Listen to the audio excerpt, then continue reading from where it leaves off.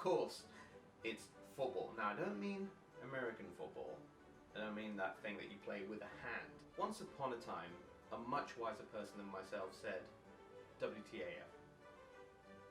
And as a Brit, living in the land of soccer, it's my solemn duty to take that other F out of everyday life and make sure that it's replaced with actual football. So what the actual football will be coming at you every week and doing exactly that. We're going to be replacing and placing football in your lives. In my life, in your life, everyone needs a bit more football. This is where we're going to get it. Football, right here, right here. You and me, football, Premier League, okay? It's happening. Football. And honestly, I feel like it's a long lost friend.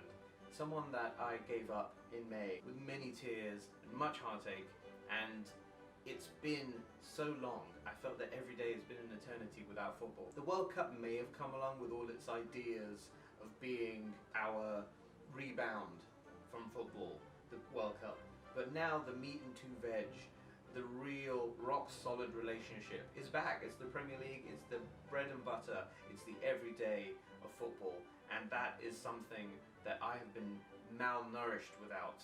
My football needs have not been met, and now football is back and we are going to talk about it. You, me, the Premier League, in America. It's not here, obviously it's in England, but we're going to talk about it, and honestly nothing else matters, right? And this weekend kicked off with an absolute avalanche of quality game. It's as if we were all careening down a slide of mediocrity. All of a sudden, in on a mountain lion, roaring, the Premier League chomped at our mediocrity, gnawed away at our boredom, ate the face of our depression. Everyone feels that they just can't wait to be king, and then when the Premier League comes around, we all are.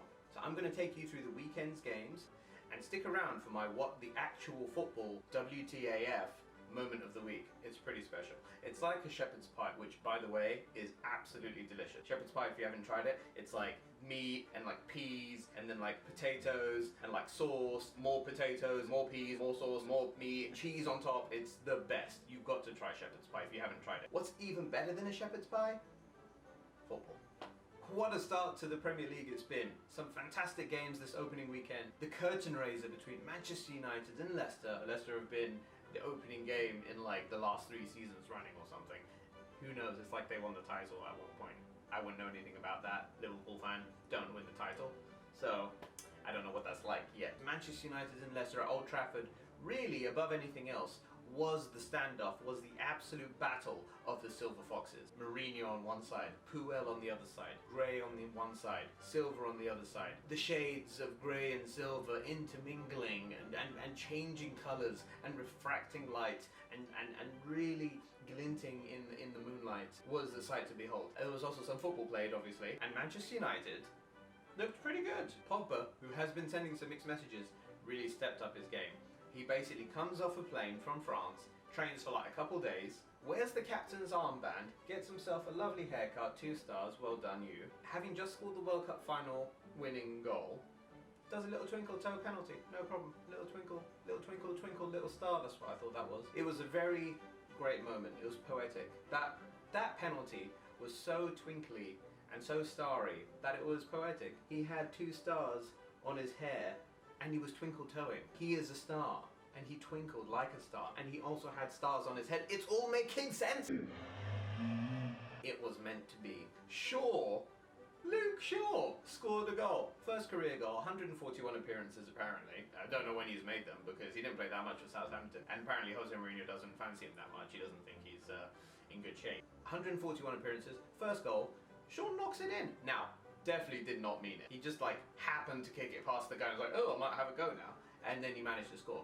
Fantastic power slide afterwards though. I've got to give him kudos for that. Jack Black would be proud. Obviously there's no party without Jamie Vardy starting the party. Jamie Vardy tried to start the party, but Jamie Vardy's party couldn't get started. When Jamie Vardy tried to start the party, it was a bit too late for Jamie Vardy to start the party. Newcastle versus Tottenham. I can't believe that they were actually able to field teams. Between Newcastle's players going on strike and being like, no, we don't want to talk to anyone, we haven't got our bonuses from Mr. Debenham buying Mike Ashley. Tottenham didn't sign anybody. Tottenham made Premier League history by being the first team ever to not sign anyone in the summer. Newcastle and Tottenham completely contrasting summers, but both pretty ugly. Tottenham had 9 players at the World Cup semi-finals and beyond, and obviously they all had to play the third, fourth playoff game. Who cares? Why is that game still a thing? But they had to play all those games, so they only just came back and just played in this game, and they still managed to win away from home at Newcastle without signing any players. They are a good team, Tottenham. Mauricio Pochettino, props to the guy, he's very good.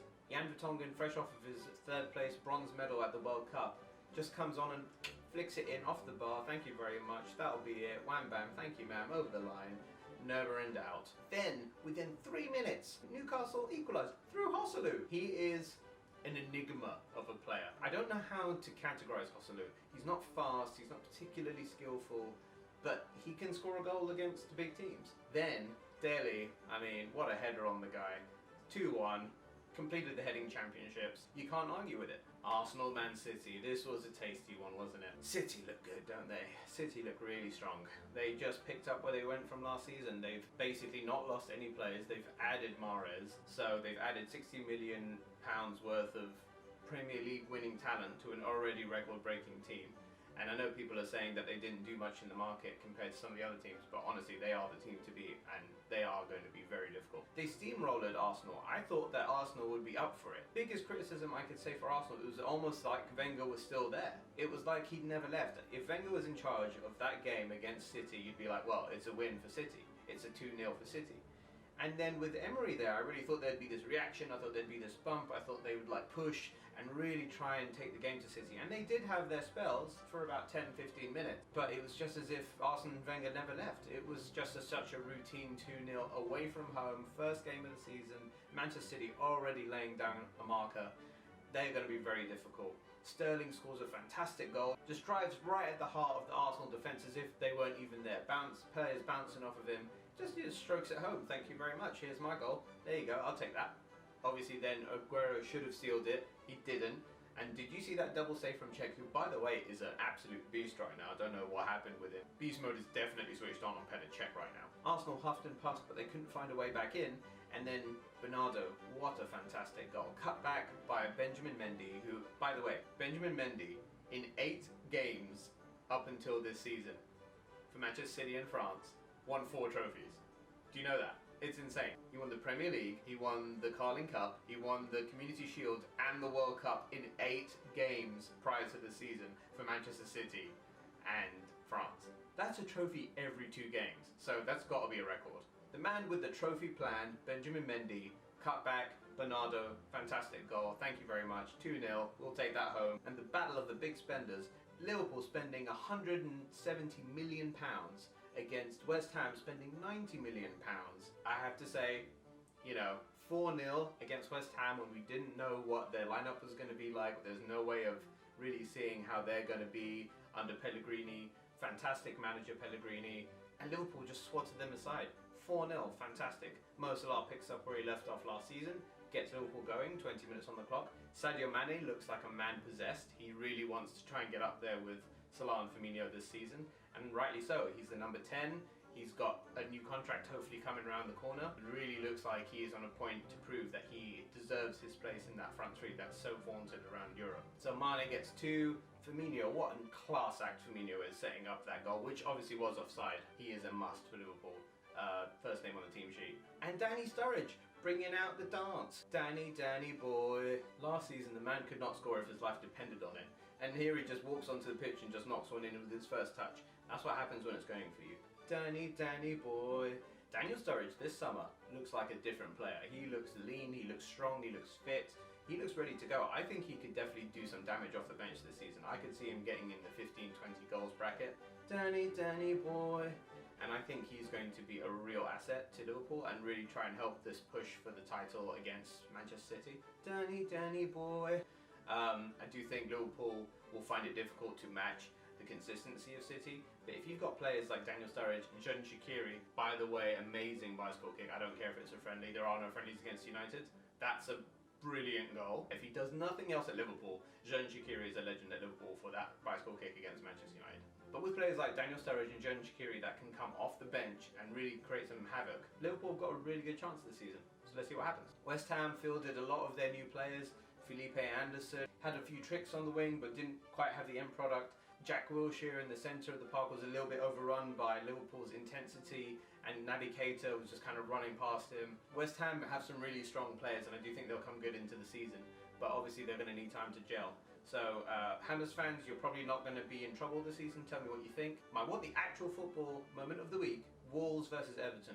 What a game. 2-2 draw, drama, Everton losing Jagielka after like 40 minutes, having to play 50 without him, taking the lead twice. Wolves showing fantastic reserves of energy and grit and determination on their first game back in the Premier League, and real quality. Ruben Neves' free kick. What a goal that was. It was so great. It was really like a moment when he announced himself. Now, he didn't announce himself to me. He's actually on my fantasy league bench, and I'm so annoyed about that. By the way, so many players on my fantasy league bench scored like a bunch of points, and it's so annoying. I didn't play the bench boost, but anyway, that's another thing, another moment, another time. Richarlison, fantastic for Everton, great signing.